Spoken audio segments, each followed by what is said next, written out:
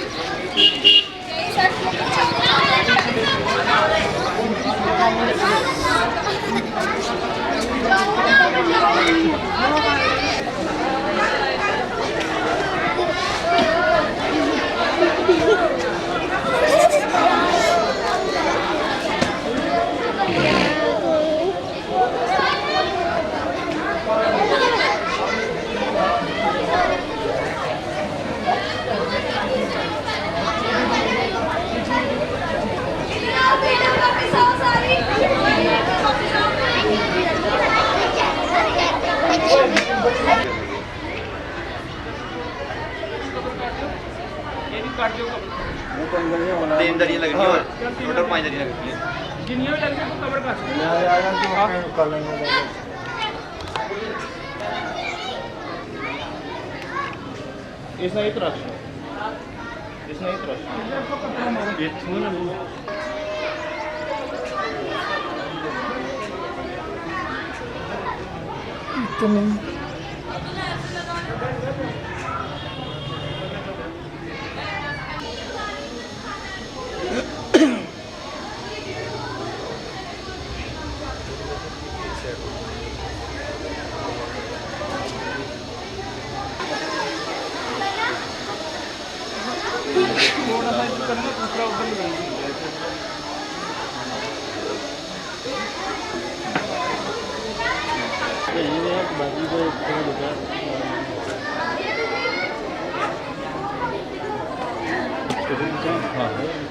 دیکھو اس کے ساتھ وہ ہے رد و بدل کیا جائے اس لیے تیار رہیں گے.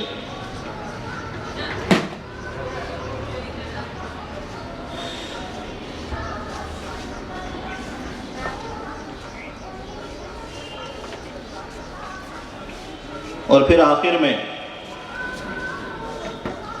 سوسائٹی کے مختلف کردار ادا کرنے کے لیے جو بچے تیار کیے گئے ہیں وہ آئیں گے، اور اس کے بعد صفائی کے اوپر جو چھوٹی سی اسکٹ نرسری LKG کے بچوں کی ہے وہ ہوگی.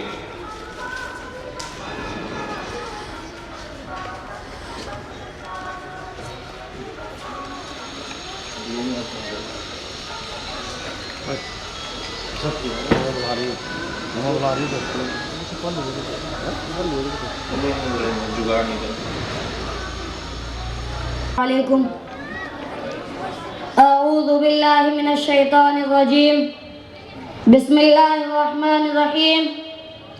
ان هذه امتکم امتا واحدہ وقال النبی صلی اللہ علیہ وسلم المسلم کجسد واحدہ. صدق اللہ العظیم. پھر سیاست چھوڑ کر داخل حصار دی میں ہو، پھر سیاست چھوڑ کر داخل حصار دی میں ہو، ملک کو دولت ہے فقط حفظ حرم کا ایک ثمر. ایک ہو مسلم حرم کی پاسبانی کے لیے، ایک ہو مسلم حرم کی پاسبانی کے لیے، نیل کے ساحل سے لے کر تا بخا کے کاشغر. صدر محترم، مہمان گرامی، یہ بات روز روشن کی طرح آیا ہے کہ عالم اسلام کسی ایک خطہ میں محدود نہیں، بلکہ اس کے پرستار ہر بر اعظم میں زندگی بسر کرتے نظر آتے ہیں.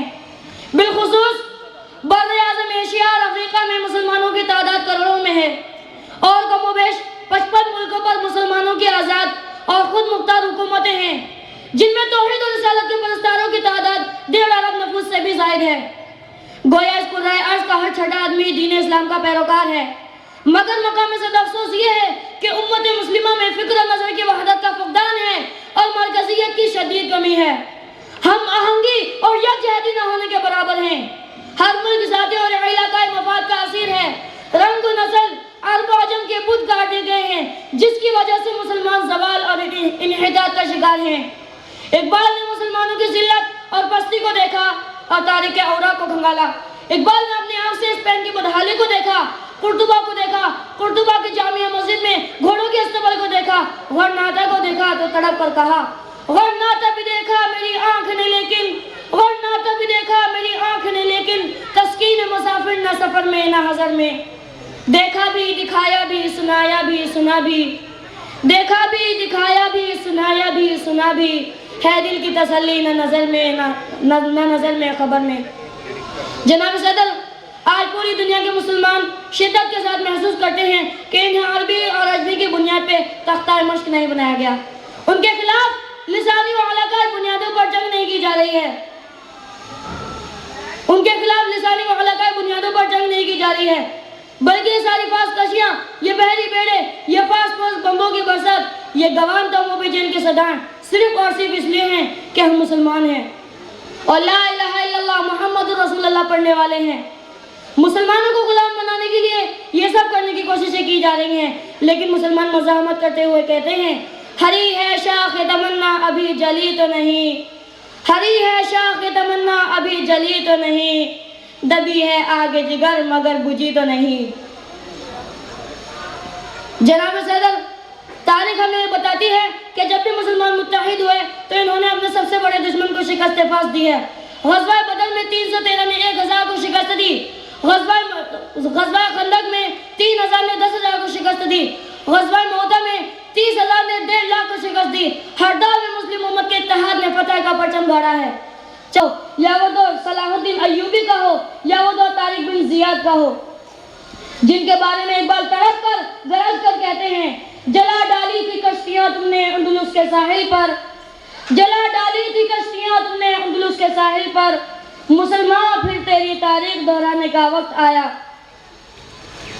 جناب صدر، تمام مظاہروں میں اتحاد و اتفاق کا درس دیتے ہیں. اگر ہم ستاروں کو دیکھیں تو ستاروں کی وحدت شب کے آنے کی ضرورت ہے. وآخر دعوانا الحمدللہ. آپ کے سامنے اتحاد کے تعلق سے گفتگو کر رہے تھے. یہ وہ اتحاد کا درس دینے کی کوشش کر رہے تھے جس اتحاد کی بدولت ہم اپنے خصوصی مذہبی شعار کو باقی رکھ سکتے ہیں اور پرامن طریقے سے دنیا کے کسی بھی گوشے میں رہ سکتے ہیں. اور اسی چیز کا فقدان اس وقت پوری امت مسلمہ کے اندر ہے. بہرحال اس کے بعد میں محمد عمر کو دعوت دیتا ہوں کہ وہ آئیں اپنی نعت پیش کریں. محمد عمر اسی بستی سے ہیں، ڈگینا سے. السلام علیکم ورحمۃ اللہ وبرکاتہ.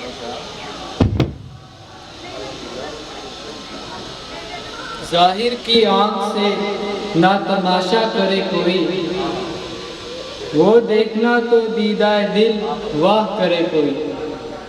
پڑھ بیٹھے کیا سمجھ کر بھلا طور پر کالم، طاقت وہ دید کی چوکھٹ پر بھکاری بن کے آیا ہوں. سراپا فقر ہوں، عز و ندامت ساتھ لایا ہوں. الہی تیری چوکھٹ پر بھکاری بن کے آیا ہوں. سراپا فقر ہوں، عز و ندامت ساتھ لایا ہوں.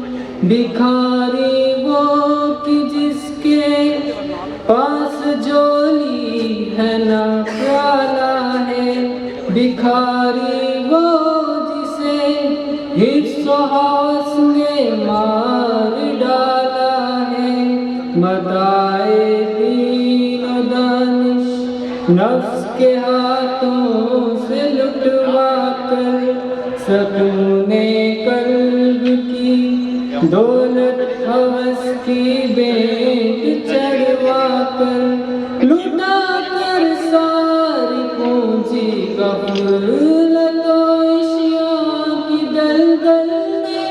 سہارا لینے آیا ہوں. تیرے کعبے کے آنچل میں گناہوں کی لپ سے کائنات قلب افسردہ.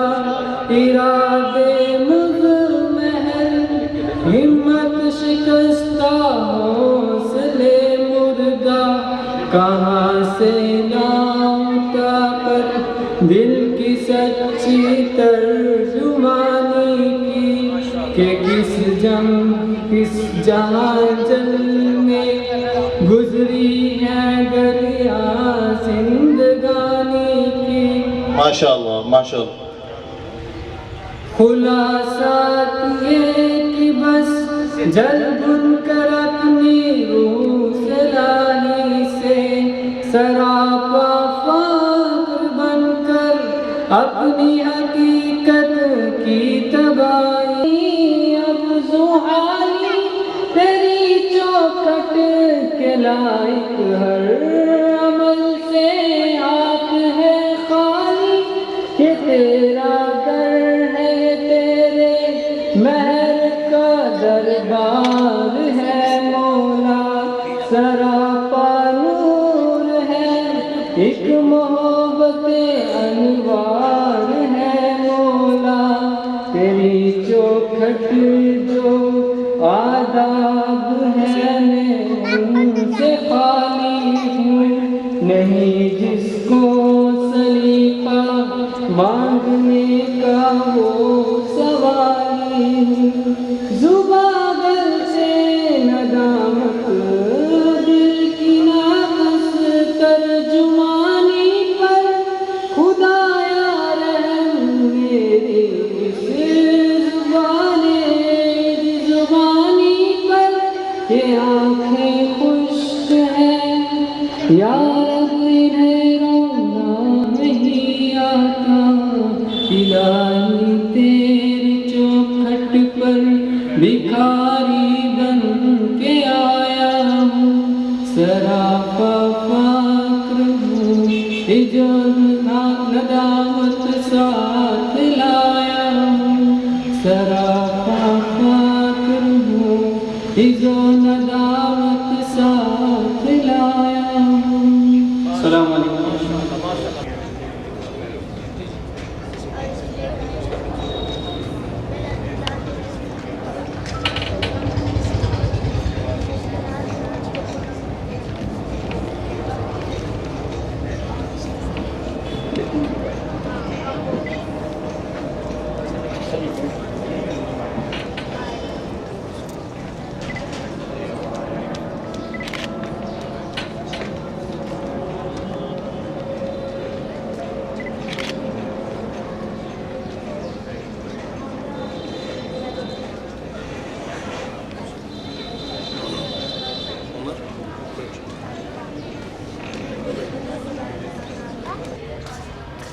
آغاز میں اللہ رب العزت کا میں اس حیثیت سے شکر گزار ہوں کہ اس نے مجھے دارالعلوم انوریہ کے ماتحتی میں چل رہے اس عصری ادارے کی ثقافتی، علمی، تہذیبی اور تمدنی اجلاس میں شریک ہونے کا موقع عطا فرمایا۔ ساتھ ہی میں اپنے برادر مکرم جناب اجمل ندوی صاحب کا شکر گزار ہوں کہ انہوں نے اتنی خوبصورت محفل سجائی، اور اس سے پہلے کی جو ایک کڑی تھی جو گزشتہ شب بعد نماز مغرب منعقد ہوئی، وہ نہایت عظیم الشان آغاز کہا جا سکتا ہے اس ثقافتی پروگرام کا۔ بہرکیف یہ سب اللہ کا کرم ہوتا ہے کہ جس سے جو کام لینا چاہے وہ لیتا ہے۔ یہ ایک ثقافتی مجلس ہے، اس میں آپ باری باری سے انوریہ پبلک اسکول میں تعلیم حاصل کرنے والے طلباء اور تعلیم حاصل کرنے والی طالبات کی زبانی چند ایسے خطبات بھی سنیں گے، نغمات بھی سنیں گے، اور ثقافتی مظاہرے بھی دیکھنے کو آپ کو ملیں گے، جن میں ایک خاص قسم کی کشش ہوگی، ایک خاص قسم کا درس ہوگا، سبق ہوگا، اور کہیں نہ کہیں آپ کے در احساس پر وہ دستک دے رہا ہوگا۔ ہمارے اس اجلاس میں جو خاص طور سے مہمانان ہیں